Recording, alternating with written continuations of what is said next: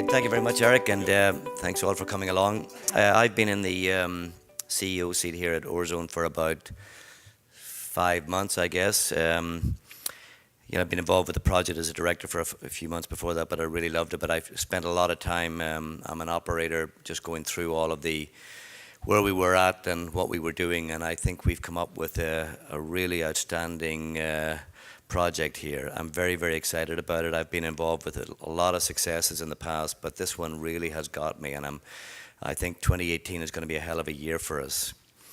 We're well cashed up. We got 14.6 million. That's as of last month. We're going probably spend about $1 million, $1.5 million on updating the feasibility study, and then we're going to get right at it after that. You'll see some announcements in regards to the feasibility study team, very strong team that we're going to use here. Very strong board. Mike Calverson, who's been with the company many years, is in the audience today, and he's been a big supporter of both me and the company, and I always appreciate Mike's input, as with the rest of the company. So we're in Burkina. A couple of key things. There we go. We are in an area that's of 10 million ounces. We're right beside West African. We're also beside B2's Twiga's discovery. We're about 15 kilometers radius of a 10 million ounce area. We've got great infrastructure. I mean, a lot of these projects in Burkina are up near a certain border, 6-7 hours to drive to. We're an hour and 10 minutes door to door, and that's really important for us. Other key thing about it, and that's the road that we drive out to. It's about, as I said, an hour on brand new paved highway. There's a town of Mocteto there of about 250,000 people. We will get pretty much all of our labor from there, both for construction and operation. We don't have to build a big camp. We don't have to have major infrastructure there. It's all there.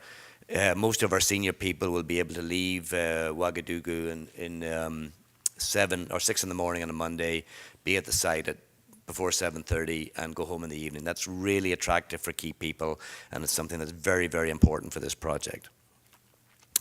And we're going to focus on the oxides. We have a very large sulfide deposit, but that's big capex. And I've really spent the past number of months focusing on the oxides.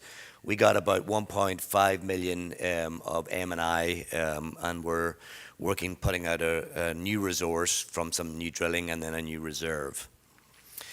So 4.5 million of M&I. We're in a 10 million ounce district, as I said. Very hard to find those things. Recent exploration has shown that we've got a new model going that's going to upgrade our oxide resources, and I'll talk about that at the end.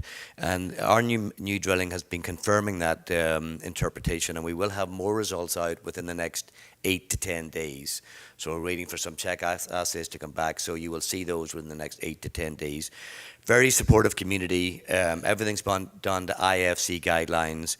Burkina, 11 mines built in 10 years. We're fully permitted. We could start building tomorrow. So we're fully permitted. We don't have to wait for permits. And we're well financed to execute on what we need to do over the next 12 months. And we're focusing on that. That's average depth of 45 meters. It's free digging, no drill and blast, strip ratio of less than 1 to 1. And we've got an elongated ore body here. It's not one single pit, very much flexible in the mining operations. Oops. So as I said, free drilling. I've just spent last week going to visit a number of operations that use mining contractors for free dig oxides. One of them's for a major mining company in Burkina. They're doing it for less than $1.50 a ton, all in, including mining supervision. We have $2.48 in our previous study. And we have the capital for the mining fleet. That will all disappear in the new economics. So that's a big difference on the mining. Several shallow pits. We can go in and out of pits as we want. We can drill with our own RC rig to do grade control. There's no blast hole assays here. We can be a year ahead of our mining plan at any one time. And the oxide is already 70% minus 150. Nature has done its work for us here. So we don't have to do any more major grinding, etc., or crushing. This is a very fine ore body, and it leaches extremely fast. We get about 80+% in less than 4 hours recovery in a leach circuit. Low cyanide consumption, low lime consumption. And the remaining 30% of the oxide, which is between 150 and 220 micron, has a work index of about 2. And most ores have a work index of about 14. So the power to get that down to 150 to get the recovery is extremely low. We've already sized our CIL plant, so we know what that is. No change to our gold recovery circuit. Tailings pond is already in the previous design. It was a heap leach tailings combination. I'm actually going to change that design because they had to build the whole tailings of the way the design was done. We can do this now as segmented tailings ponds, and that will save us a gain in CapEx.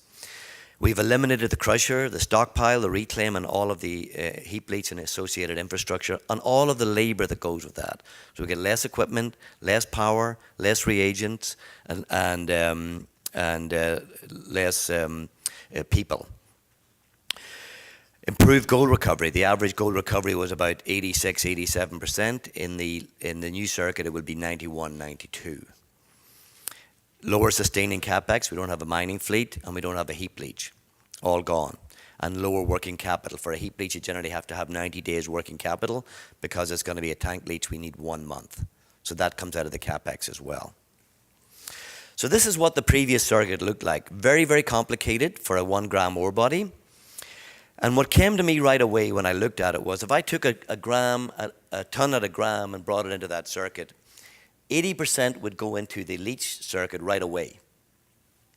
So 80% of the tons would go into the leach circuit at 0.6 of a gram.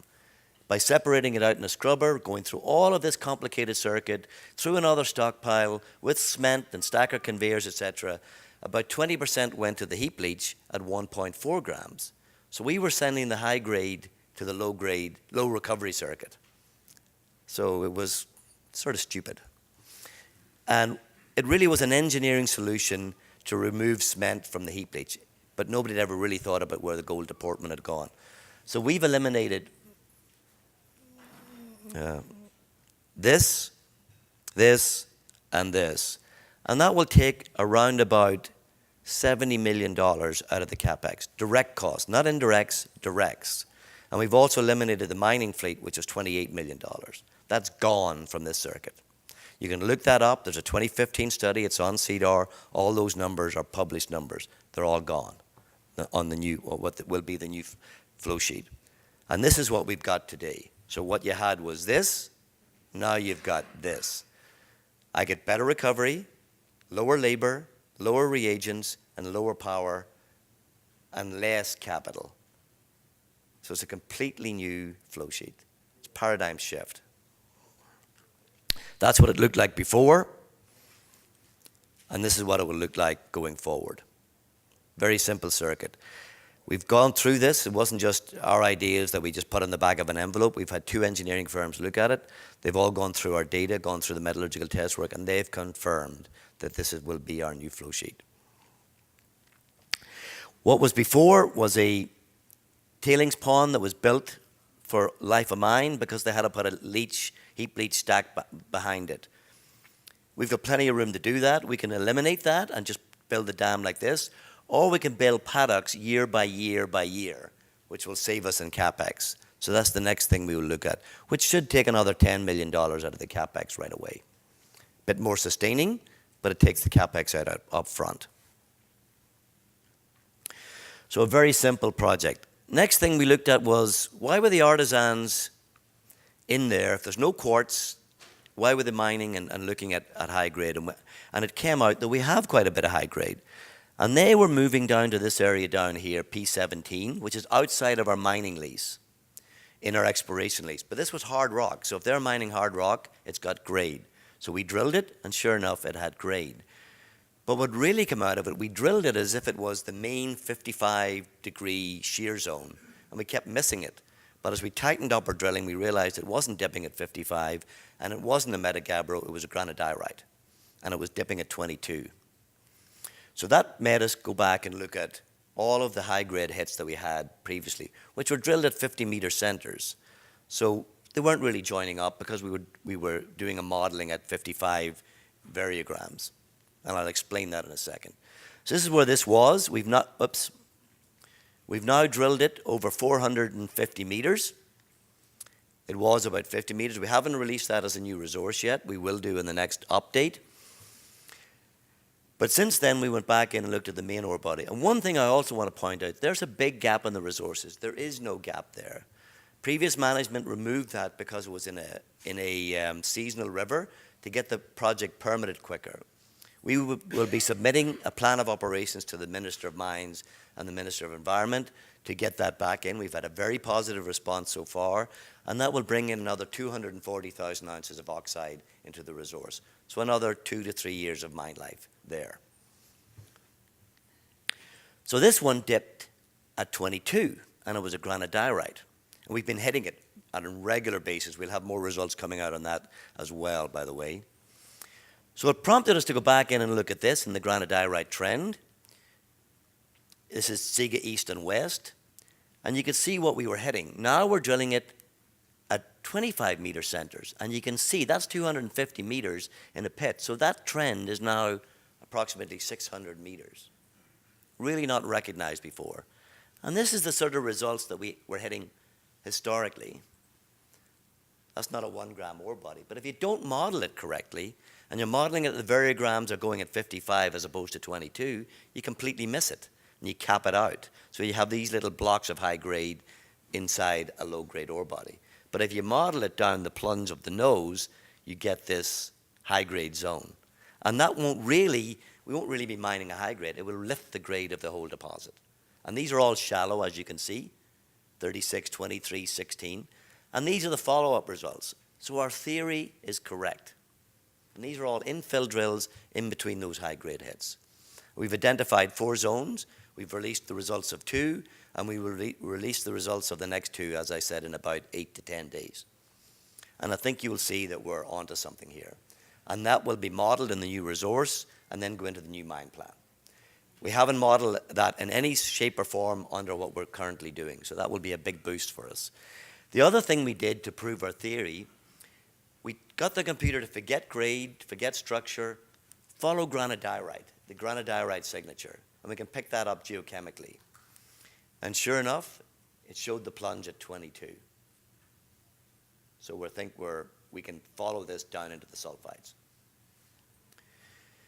So CFU and P11, they're up here, and those are the results that are coming. You can see some of the results that we've had, 118 grams, 30 grams, 65, and they're all in line. It's not as if they're scattered. They follow a trend within a granodiorite zone. So it's quite easy to follow up. So these are the sort of results you should expect to see in the next little while. Very excited about that as well, and that'll be modeled up for the new feasibility study. So complete the drilling in the 2 targets, model the high-grade zones, that'll be the next set of results, announce our new feasibility team who's doing it. We'll apply for those reinstatement of the 240,000 ounces in the oxide, which we expect to happen in the next couple of months. I'm pretty positive we will get that. We've limited test work that we're ongoing right now, but we pretty much know where we're going. That flow sheet that I showed you is there. It's really a matter of how do we size the mill and what horsepower that it is. And then the detailed feasibility study. I personally am very, very excited about this project. I think it will have extremely robust economics. I just visited one that does what we do. The grade is about 0.8. They do 1.8 million tons per annum. We're going to do 4.4, so less than half of what we do. They have a contractor mining. It's all free digging oxides. Their cash costs are less than 500, and their all-in sustaining costs are less than 600. So, and it was a pretty proof positive of what we were doing here. So we're really excited about this going forward. Thank you, Patty.